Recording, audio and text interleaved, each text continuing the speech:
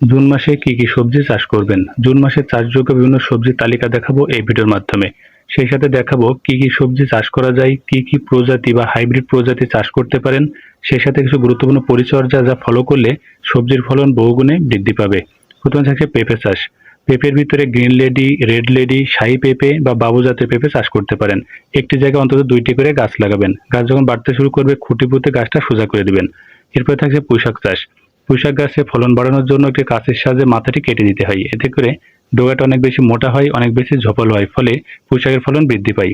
এরপরে ডাঁটা শাক। ডাঁটা শাক চাষের ক্ষেত্রে বর্তমান সময় জুন মাস উপযুক্ত সময়, কারণ এই সময় সেচ দেওয়ার প্রয়োজন পড়ে না, অল্প দিনের ভিতরে ডাঁটা শাক বিক্রির উপযুক্ত হয়। তো ডাঁটার পরে থাকছে লাউ চাষ। লাউ সারা বছর চাষ করা গেলেও বর্তমানে বর্ষাকালীন হিসাবে বাড়ি জাতের লাউগুলা খুব উচ্চ ফলনশীল, এখনই লাগিয়ে দিতে পারেন এই জুন মাসে। এতে করে পরবর্তীতে ভালো সময় দেখবেন, প্রচুর অর্থ পাবেন। এরপরে থাকছে বরবটি চাষ। বরবটি চাষের ক্ষেত্রে খেয়াল রাখতে হবে গাছের গোড়ায় যেন পানি না জমে। সেজন্য গাছে সার প্রয়োগ করে গাছের গোড়া মাটিতে ভালো করে বাঁধাই করে দিতে হবে। বরবটি অবশ্যই মাচার পরে চাষ করবেন। এবার থাকছে বেগুন চাষ। ইওরা, তারাপুরি বা নয়নতারা জাতের বেগুন, পাশাপাশি বাড়ি জাতের বেগুনগুলো খুব উচ্চ ফলনশীল। বর্তমানে বেগুনের চারা রোপণ করার উপযুক্ত সময়, অবশ্যই বেগুনের চারা এখনই রোপণ করুন। এবারে থাকছে মেটে আলু বা গাছ আলু চাষ। এটা চাষ করার জন্য রোদের প্রয়োজন পড়ে না। বাসা বাড়িতে আপনি গাছটি লাগিয়ে যে কোনো গাছের সাথে উঠিয়ে দিলে মেটে আলু বা গাছ আলু চাষ হয়ে যাবে।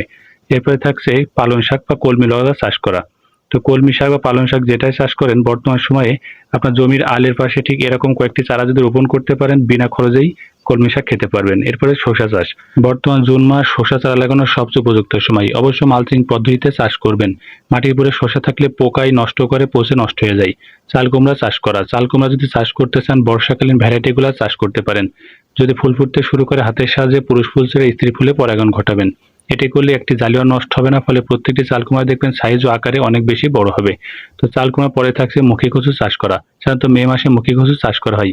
তো এই জুন মাসে মুখী কচু যাদের আছে, গাছের গোড়ায় ভালো করে সার প্রয়োগ করে চারপাশে মাটি দিয়ে গাছের গোড়াটি ভালো করে বাঁধাই করবেন। এতে করে কচুর ফলন বহুগুণে বৃদ্ধি পাবে। এরপরে থাকছে ধুন্দল, চিচিঙ্গা বা ঝিঙে চাষ করা।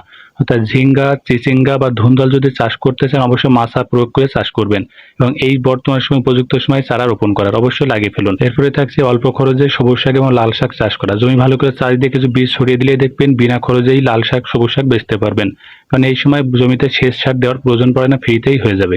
এরপরে থাকছে লেবু চাষ বা মালটা চাষ করা। লেবু মালটা গাছে বর্তমান সময় ঠিক এরকম গুটিগুলো হলুদে ঝরে পড়ে। তার জন্য গাছে গুলো ভালো করে খুঁজে তাতে পর্যাপ্ত পানি দেওয়াটা খুবই জরুরি। এতে করে ফুলগুলা ঝরে পড়বে না, গুটি ঝরবে না, ফলে মালটা লেবুর ফলন বাড়বে। এবার থাকছে ওল চাষ করা। ওল চাষের ক্ষেত্রে মাটি বড় করে গর্ত করে তার ভিতরে বাসার যে চুলার পরে ছাই পাওয়া যায়, ছাই ভালো করে দিয়ে তার ভেতরে ওল কচু চাষ করবেন। এতে করে ফলন ভালো হবে। এরপরে থাকছে মিষ্টি কুমড়া চাষ করা। মিষ্টি কুমড়া গাছ যদি বর্তমান সময়ে চাষ করেন, গাছ যদি 8 থেকে 10 পাতা হয়ে যায়, মাথাটি অবশ্যই ঠিক এভাবে হাতের সাহায্যে ভেঙে দিবেন। যদি ভেঙে দিতে পারেন, দ্রুত গাছে ফুল আসবে। বাড়ি মিষ্টি কুমড়া 1, বাড়ি মিষ্টি কুমড়া 2 বর্তমান সময়ে চাষ করতে পারেন। এগুলো আকারে বড় হয়, ফলন বেশি হয়। এবার থাকছে করলা চাষ করা। করলা চাষের ক্ষেত্রে মাটির উপরে মাচা তৈরি করে 2 পদ্ধতিতে করা যায়। তো মাচা তৈরি করা সবচেয়ে ভালো। সেই সাথে গুটি লম্বা করলার ভিতর থেকে বর্তমান সময়ে লম্বা জাতের করলা চাষ করতে পারেন। এরপরে থাকছে ক্যাপসিকাম চাষ করা। বস্তার ভিতরে, টবের ভিতরে যদি ক্যাপসিকাম চাষ করতে চান, বাজার থেকে চারা সংগ্রহ করে জৈব সার সমৃদ্ধ মাটি ভর্তি করে সুন্দর করে লাগিয়ে দিন। এতে করে অল্প সময়ে ক্যাপসিকাম ধরে যাবে। এরপরে থাকছে মরিচ চাষ করা। বর্তমানে মরিচ চারা লাগানোর সবচেয়ে উপযুক্ত সময়। যে মরিচ চারা দেখতে পাচ্ছেন, গোড়ার দিকে যে ডাল পাতা ছাড়বে হাতের সাথে ভেঙে দিবেন। এটার গাছটি দ্রুত বেড়ে উঠবে, অল্প দিনের ভিতরে গাছে মরিচ ধরতে শুরু করবে। যমুনা মরিচ চাষ করতে পারেন বর্তমান সময়ে। সুপ্রিয় দর্শক, ভিডিওতে দেখলাম জুন মাসে কি কি শাকসবজি চাষ করবেন, কি কি ভ্যারাইটি চাষ করতে পারেন, সেই সাথে বিশেষ কিছু পরিচর্যা। এরপরে যদি কিছু জানার থাকে কমেন্ট সেকশনে অবশ্যই কমেন্ট করবেন। ধন্যবাদ সকলকে।